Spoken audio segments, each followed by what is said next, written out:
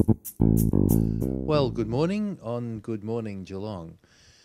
Well, I guess this weekend the attention of, well, pretty well all of us will be on the anniversary of the Black Saturday bushfires of last year, which of course in many ways probably rather than the date, we'll be thinking of the day, of the Saturday, because Saturday has a character of its own. I can clearly remember the day, as I'm sure you can, here in Geelong. I think the forecast for several days before was that it was going to be the day it turned out to be, but for the first, up until about 10, maybe 10:30, the weather seemed quite pleasant. A bit of a cool breeze in the morning. You wouldn't have thought that anything untoward was going to happen, let alone the dreadful and tragic events that followed.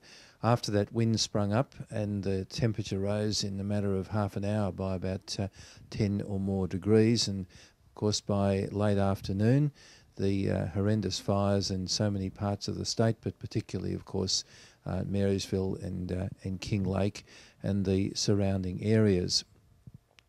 12 months down the track, I imagine we are being inundated with reflection comments and so on. But one of the things which I suppose I might comment on, and others may well do so this weekend as well, and the apparent slowness, and I say apparent because I'm not in charge of all of the facts, but certainly lots of comments that a lot of the money that was donated is just, well, sitting there somewhere.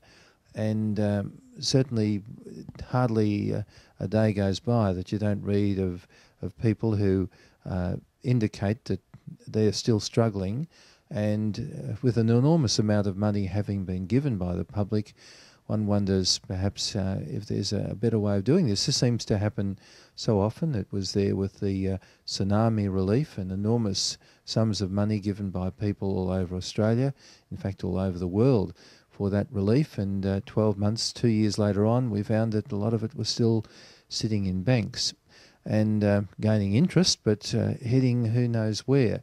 Now, as I say, I'm just basing this comment just on what I read and what I hear. May not be fully accurate, and if not, well, that's good, if in fact the money is going to the people who need it most. But we do have to be very careful, not only just in using the money well. We've got to make sure that the wishes of those who put the money forward are put to good use, and as quickly as is reasonable, proper use. 12 months is not a long time in trying to rebuild communities such as at Marysville and King Lake, and a lot of things still have to be done, and there's only a certain amount of construction and repairs and so on that can be undertaken after such a catastrophe. But certainly one of the things which probably needs to be looked at is just the psychological needs of people who have been through such an horrendous experience.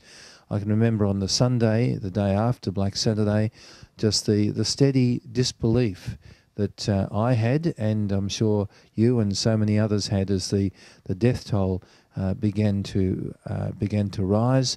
Every hour we heard of more and more bodies being discovered, burnt out cars, and all of the things that were such an unhappy and sad memory of just 12 months ago this weekend. But without being critical of those who are charged with administering the funds, let's hope and encourage that those funds are put to good and proper use.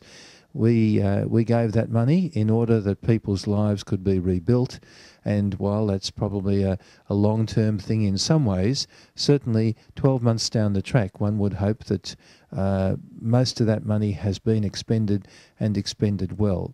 It's certainly something which perhaps needs to be addressed a little more actively and fervently, in order that the tragedies of 12 months ago this weekend can be put not necessarily away, but at least make the memories less difficult for people to manage. Good to be with you on Good Morning Geelong.